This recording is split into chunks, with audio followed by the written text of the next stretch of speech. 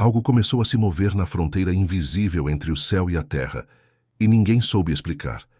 Um silêncio inesperado caiu como um véu, seguido por aquela sensação estranha de que alguém observa, como se presenças antigas despertassem ao redor. E em meio a esse mistério que parecia tocar a alma, uma pergunta se impôs com força. Quem são realmente os anjos? Seriam apenas mensageiros ou soldados de guerra espiritual? Como operam? O que fazem enquanto dormimos? Quais categorias a Bíblia descreve? E por que tantas vezes sentimos algo que não conseguimos ver? Antes que todas essas respostas venham à tona ao longo desta história, quero te pedir algo importante. Inscreva-se agora no canal e deixe seu nome nos comentários, porque no final estarei orando pela sua vida, pela sua família e pelo novo tempo que Deus está preparando. Hoje você vai entender o que as Escrituras realmente revelam sobre esses seres gloriosos que se movem entre nós desde o princípio dos séculos. A Escritura sempre esteve repleta de encontros angelicais, cenas que alteraram destinos, moveram reinos, libertaram cativos, anunciaram julgamentos e manifestaram a misericórdia divina. E tudo isso discretamente, como se o mundo físico fosse apenas a ponta visível de uma guerra antiga, travada por seres cuja glória ultrapassa a compreensão humana. Neste estudo narrativo, tudo o que será descrito tem base bíblica. Não haverá acréscimos ou especulações sobre o que a Bíblia não afirma. Cada função, cada classificação, cada atuação angelical será construída a partir do texto sagrado. Mas dentro desse limite, a narrativa irá mergulhar com profundidade e emoção, para que cada linha soe viva, intensa e capaz de envolver quem a escuta. A história começa muito antes da criação humana. Jó 38 descreve que quando Deus estabelecia os fundamentos da terra, os filhos de Deus, um termo que a Bíblia usa para descrever seres angelicais, cantavam e celebravam com alegria. Isso revela algo poderoso. Os anjos existiam antes do mundo ser moldado. Eles contemplaram Deus dizendo haja, e viram a luz explodindo no vazio. Viram mares se reunindo, estrelas sendo espalhadas, continentes emergindo. Eles vibraram diante da obra do Criador. Isso por si só já mostra sua grandeza, seres tão gloriosos que acompanham os atos iniciais da criação. Mas para compreender os anjos, a Bíblia nos permite classificar certos grupos, não como patentes inventadas, mas como categorias reais reveladas pela própria palavra. E é através dessas categorias que a narrativa se aprofunda, revelando o impacto sobrenatural de cada uma. A primeira categoria mencionada com clareza é a dos querubins. E ao contrário do que a arte popular pintou por séculos, os querubins bíblicos não são bebês alados e delicados. São seres impressionantes, poderosos, com aparência que inspira reverência e até temor. Em Ezequiel, eles aparecem como criaturas de glória intensa, associadas diretamente ao trono de Deus. Sempre que sua presença surge, há movimento, luz, estrutura, algo que parece ultrapassar qualquer padrão material. Eles representam guarda, santidade e proximidade extrema com a presença divina.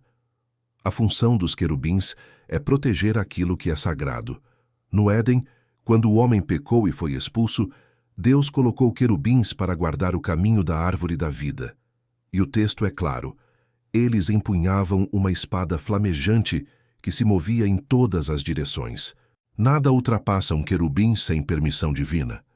Enquanto a narrativa desenrola essa cena, o Éden recém-adormecido após a queda, a terra respirando tristeza, e diante da entrada, seres de glória incompreensível guardando o caminho, o ouvinte percebe o primeiro traço marcante dos anjos. Eles são servidores de Deus, não do homem. Eles obedecem, vigiam, executam. Nunca seguem suas próprias vontades. Outra categoria igualmente impactante são os serafins, mencionados em Isaías 6. Eles também não são descritos como figuras suaves. Pelo contrário, sua manifestação é tão impressionante que o próprio Isaías, um profeta santo, cai em desespero ao vê-los. Os serafins aparecem acima do trono de Deus, envolvidos em glória e proclamando sem cessar: Santo, Santo, Santo é o Senhor. Cada movimento deles faz os limiares do templo tremerem. Não há narrativa bíblica mais intensa do que essa. Seres ardentes que refletem a santidade absoluta do Criador, proclamadores da glória eterna. O foco deles não é guerra, nem mensagens, nem proteção, mas adoração. A Bíblia os apresenta como aqueles que sustentam o ambiente de santidade celestial. Isaías, diante deles, sente que vai se desfazer.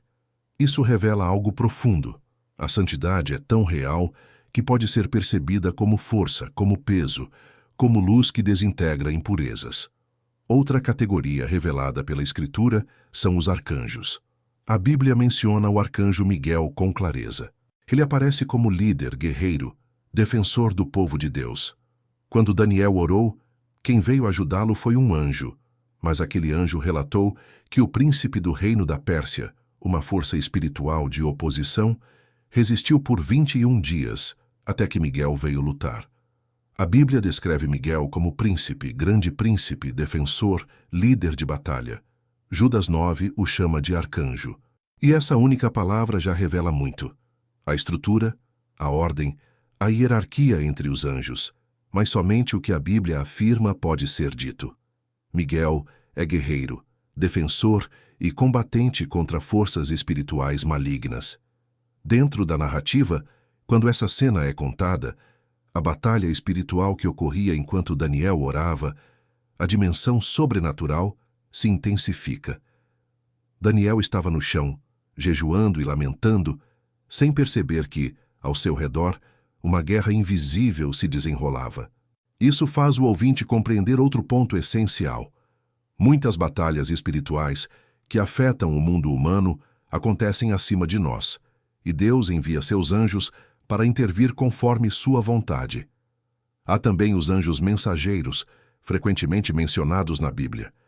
Gabriel aparece nessa função, mas a Escritura não o chama de arcanjo. Ele surge como mensageiro de grande importância, fala com Daniel, anuncia o nascimento de João Batista, anuncia a Maria que o Salvador viria ao mundo. O impacto da presença angelical sempre causa temor. Maria ficou perturbada. Zacarias ficou amedrontado. Daniel caiu como morto. A glória de um anjo é algo que supera completamente a capacidade humana de permanecer tranquilo. E há ainda os anjos ministradores, como Hebreus 1 descreve. Espíritos ministradores enviados para servir aos que hão de herdar a salvação. Eles não aparecem com títulos específicos, mas suas funções incluem livrar, guardar, conduzir. O Salmo 34 diz que o anjo do Senhor acampa-se ao redor dos que temem ao Senhor. E isso não é metáfora, é realidade espiritual literal. O Salmo 91 fala de Deus dando ordem aos seus anjos para guardarem o justo em todos os caminhos. A revelação é profunda. Existe uma atuação angelical, invisível, constante, a favor de quem teme ao Senhor. A narrativa então começa a crescer em intensidade, conectando cada descrição bíblica a cenas marcantes. Imagine, por exemplo, o momento em que um anjo do Senhor desce para libertar Pedro da prisão. As correntes caem das mãos dele sem explicação natural. As portas se abrem sozinhas. Os guardas permanecem adormecidos. Pedro pensa que está tendo uma visão, mas era real. Um único anjo alterou o curso daquela noite. Isso demonstra poder, autoridade e intervenção direta de Deus através de seus servos celestiais. A Bíblia também revela que anjos executam julgamentos. Em 2 Reis, um anjo do Senhor derrota 185.000 soldados assírios em uma única noite. Um único anjo. Isso mostra que os anjos não são apenas mensageiros, mas também executores da justiça divina quando Deus determina. Outro ponto bíblico profundo é que anjos não devem ser adorados. Em Apocalipse, João tenta se prostrar diante do anjo, mas o anjo o repreende dizendo que é conservo, servo, e que somente Deus deve ser adorado. Isso reforça toda a estrutura bíblica. Anjos são poderosos, gloriosos, impressionantes, mas servos, submissos, totalmente sujeitos ao Criador. A narrativa então passa a intensificar o aspecto de guerra espiritual revelado em Efésios 6. Paulo diz que nossa luta não é contra carne e sangue, mas contra principados e potestades. Isso implica que existe um reino espiritual organizado e que os anjos de Deus atuam em favor dos crentes.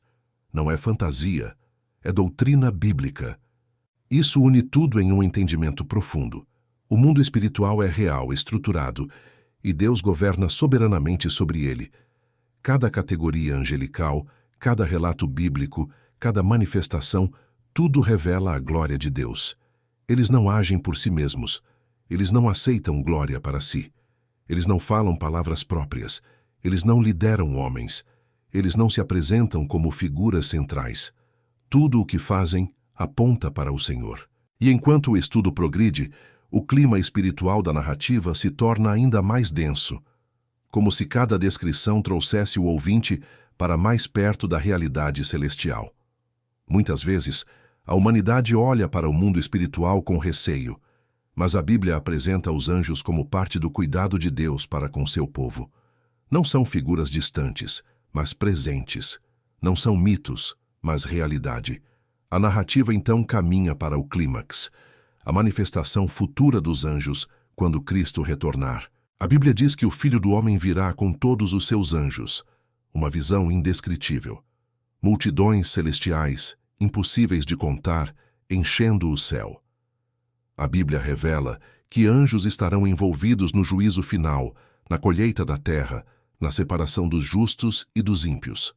Eles também tocarão trombetas, anunciarão julgamentos, executarão decretos divinos. Tudo isso é real, bíblico, poderoso. E conforme o estudo se aproxima do final, as emoções da narrativa se elevam.